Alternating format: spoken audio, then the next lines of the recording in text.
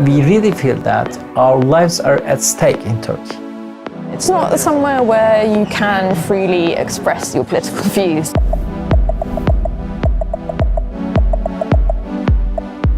Millennials using social media in China, Saudi Arabia, North Korea, Turkey and Iran are facing bans, blocks and firewalls. We'll see how movements in Turkey are affected by censorship and the risks people take to challenge the law. Author and journalist Alev Scott was born in London to a Turkish mother and British father. She moved to Istanbul to discover what it means to be Turkish in a country going through rapid political and social change. She uses social media to report on the censorship and media bans the Turkish government put in place. This is an example of some of the politicised graffiti in Istanbul. It's to do with censorship, surveillance, things being off limits, being locked and blocked, just like the internet often is. I met up with Alev to find out her views on the Turkish social media censorship issue. What's the conversation happening on social media at the moment in Turkey? Is it just like the general selfies or is it political conversation? What are they speaking about? Yeah, it's both. I mean, it's not like every single person in Turkey is super politicized. There are the usual like selfies and, you know, kind of normal Instagram shots, that kind of thing. But what the authorities are worried about is not people posting selfies of themselves. In fact, they themselves post selfies. You know, that's what politicians do now. It's more the damaging political element of these conversations that happen, particularly on Twitter, because Twitter in Turkey is something that all journalists use to share and promote stories that aren't necessarily publicised in mainstream media. That's where I find out all my news, Exactly. I just log onto Twitter. So yeah, and imagine if in the UK, for example, something huge happened, like a terrorist attack, which happened in Ankara, the capital city of Turkey. yeah. And imagine that being a ban, like a media ban, no one can report on it. That's what happened in Turkey. Yeah, didn't they like stop hashtags being used on Twitter if you searched Istanbul or anything, or Ankara? Yeah. You wouldn't be able to find any posts. Yeah, exactly. Really, it happens whenever there's some huge event, when there's something where they want to clamp down on opposition voices, they just block it. So, say if you woke up one day and Twitter was down, how would people bypass those Most people, certainly most of my friends, have VPNs. I remember the walls near my house, someone had written, this is the IP setting you should use, the DNS settings, and they'd written out the whole number. And it was basically the most useful political graffiti I'd ever seen. Safan Uzunoglu is a university lecturer in Istanbul. He is also involved in an online movement called Cihan, who publish articles regarding political and social issues in Turkey.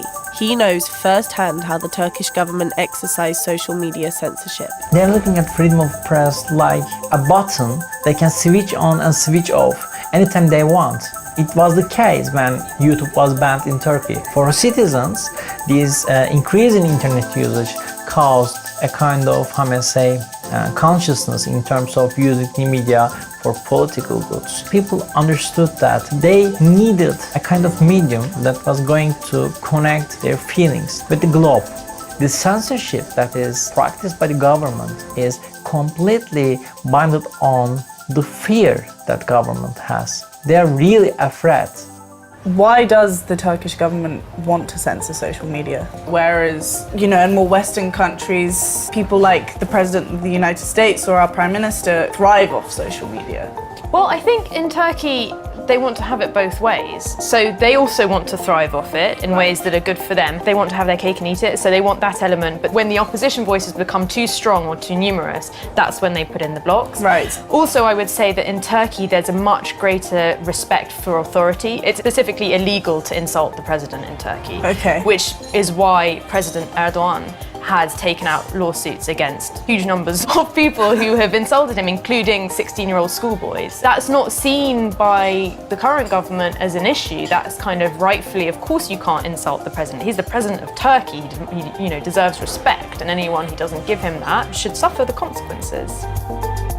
In Turkey, democracy is becoming much more exclusive day by day. People are excluded from democracy and they started to express themselves, their ideas through the social media in Turkey.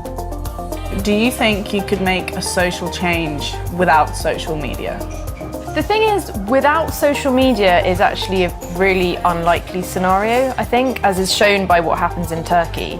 People always find a way round. I almost can't imagine a world at this point without social media. It's more a case of how does it play out between authorities and citizens. It's kind of like a cat and mouse game where the government blocks something, people find ways around it. It's just sort of give and take, and it's like a power struggle, but I think it will always continue like that. Especially with millennials, I suppose, where they're so in tune with what's happening technology-wise and stuff that they're constantly finding new ways of getting around and bypassing. Yeah, it's a question of how people react to these bans, how damaging these social media campaigns are for the government. Yeah.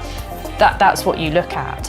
I don't think it can be ever be as stark as a world without social media. I think in any country where the mainstream media is not maybe as strong as it should be or as free as it should be, then social media becomes an alternative way of collating news, sharing news. Millennials are finding unique methods to get around social media blocks set by governments. They are proving that the masses cannot be muted, and in a tech-savvy society, social media will continue to empower people to make a positive change.